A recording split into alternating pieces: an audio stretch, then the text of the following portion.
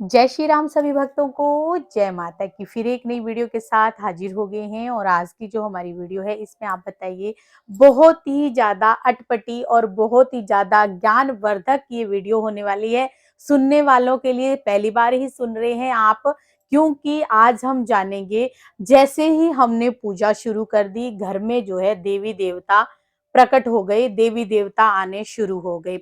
क्या है इस वीडियो के पीछे का राज और क्यों हम ये वीडियो बना रहे हैं, अंत तक बने रहना, तभी आपको सारी वीडियो समझ में आएगी। और अभी तक चैनल को सब्सक्राइब नहीं किया है, पहली बार ही देख रहे हैं, तो चैनल को भी जरूर सब्सक्राइब करके रखिए, ताकि आने वाली हर एक वीडियो की नोटिफिकेशन जो है आपके फोन में तुरंत पहुंच जाए। चलिए शुरू करते हैं आज की वीडियो। जय श्री राम। जय श्री राम, जय श्री बालाजी महाराज।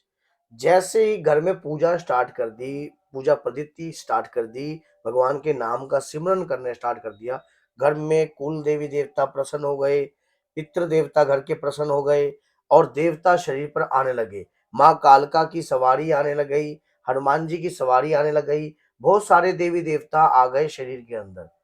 क्या आपको ये बात सच्ची लगती है? कहीं इस बात में झूठ तो नहीं है?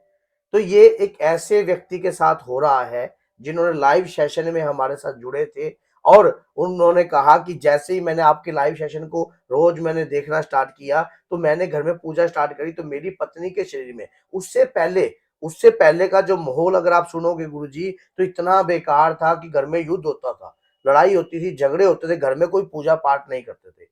तो अचानक ही मैं जैसे आपका घर में लाइव चलाने लगा, तो घर में और आपने जो कहा कि लाइव मंत्र हीलिंग चलाओ, उससे भी घर में क्या क्या है, शुरू-शुरू में तो लड़ाई होती रही। बाद में देवी देवता प्रकट हो गए मेरे घर में।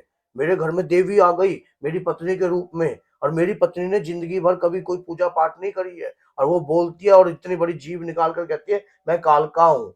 तो क्या आपको ये बात सच्ची लगती है? कैसे लगता है कि घर में पूजा करते वक्त अचानक जब हम पूजा पाठ करते हैं तो देवी देवता एक ही दिन में प्रकट हो जाते हैं?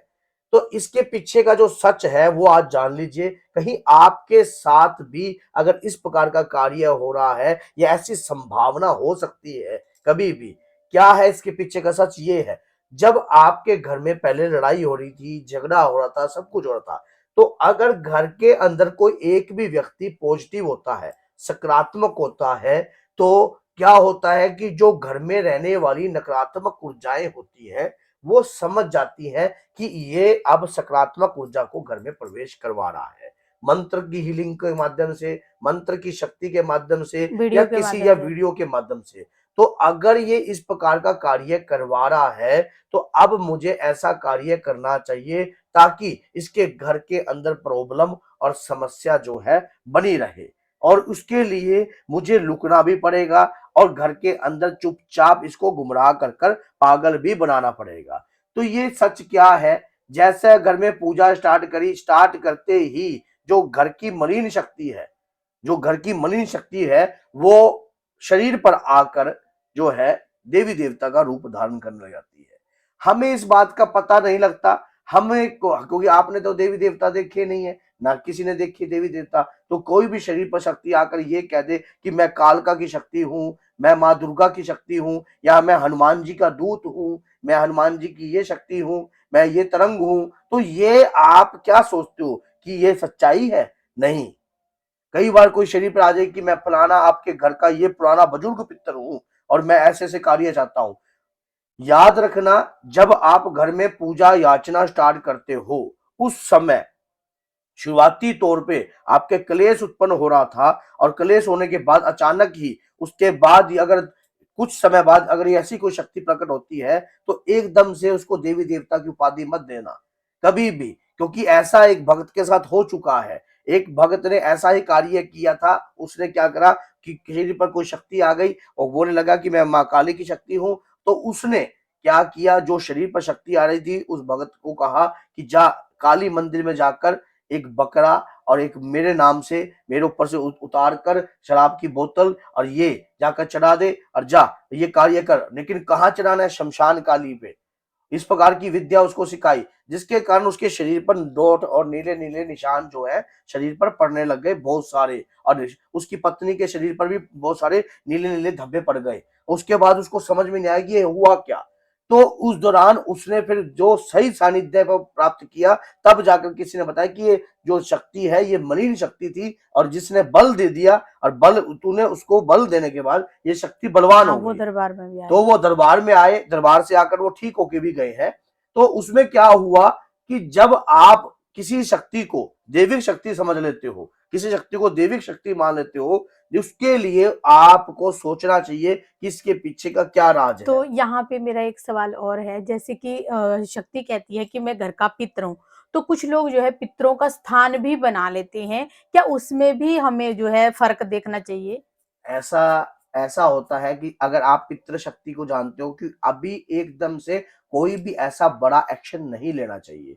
अगर आप कोई बड़ा एक्शन लेते हो उसमें आपका ही नुकसान है, कि आपको सानिध्य से लेना चाहिए, क्योंकि वो शक्ति क्या है इस बात का आप तो नहीं जानते। मान लो आपने पितर की थाई बना दी, पितर का स्थान बना दिया, उस स्थान पर आकर प्रेत बैठ गया, प्रेत आपकी पूजा को भक्षण करने लग जाएगा, आपकी पूजा को खाने लग जाएगा, और आपके पितरों को तक को कुछ भी नहीं जाएगा। तो एकदम से ऐसा एक्शन नहीं लेना चाहिए। इसके लिए सानिध्य की आवश्यकता होती है, समझ की आवश्यकता होती है कि कोई भी शक्ति, माँ काली की शक्ति किसी के अंदर नहीं आती, माता की तरंगी आती है, माता की यक्षिणी आती है, बाबा की शक्ति किसी के अंदर नहीं, बाबा के दूत आते हैं। अगर कोई कहता है कि मेरे अंदर माँ दुर्गा आती है या मेरे अंदर हनुमान जी आते हैं, मैं खुद कह रहा हूँ, मुझे इतने समय से चौंके, मैं खुद कह रहा हूँ कि मेरे अंदर हनुमान जी नहीं आते, बाबा के बलशाली दूत आते हैं। तो ये दूत की कृपा प्राप्त होती है उनकी भक्ति से, उनके पूजा से। और एकदम से अगर आप सोचते हो वो परमात्मा तो आपकी लकीरें बदल सकता है, वो तो आपकी किस्मत बदल सकता है, लेकिन कोई शक्ति अगर एकदम से ऐसे होए तो उसको एकदम से आप कोई भोग, कोई पूजा, कोई ऐसी तामसिक प्रकार की शक्ति की आगे कोई भी भेंट ऐसी मत देना। अगर आप ऐसा देते हो उसका नुकसान भी आप उठा सकते हो। तो जैसे कि हमने पिछली कल वाली वीडियो में ये बात बताई थी कि कभी-कभी शक्ति ऐसा बोल जाती है, जिससे हमारा विश्वास जो है बढ़ जाता है कि भई तू तेरा ये हो जाएगा, तेरा कार्य ये इस तरह से कर और ऐसा तेरे साथ हो जाएगा और वो हो भी जाता है और बाद में वो चीज़ें जो है तंग करने लग जाती है, तो इसके पीछे क्या ऐसा कहें? होता है कि जो कोई शक्ति होती है जब वो मरती है, तो मरे हुए जब नेचुरल सी बात है, जब बच्चा छोटा होता है तो उसमें किसी भी प्रकार की शक्ति नहीं होती, कोई पेन उठाने की शक्ति नहीं होती है।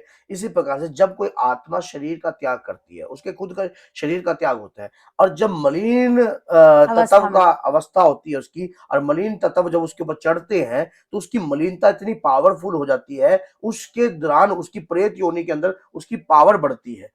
तो पावर के दौरान जो है वो कुछ वो भी थोड़ा तुक्का बहुता मार देती है। आपको, तुक्का तो नहीं कहते, थोड़ा बहुता बताती है। जैसे कि कोई सट्टे का नंबर दे दिया, ठीक कोई है, गलत राह पे डाल दिया, किसी प्रकार का प्रयास कर दिया। तो भोग प्रसाद आपने दे दिए। अभी एक कार्य भी देखा होगा, बुरारी कांड दिल्ली में, एक दिल्ली में कांड हुआ था बुरारी कांड, उसके पूरा सच जो है उसके पीछे का देख लेना अब क्या था। क्योंकि मैं यूट्यूब की गाइडलाइंस के अनुसार कुछ बोल नहीं सकता, क्योंकि अगर मैं उस शब्द का प्रयोग करूंगा तो क्या पता कॉपीराइट दे दे।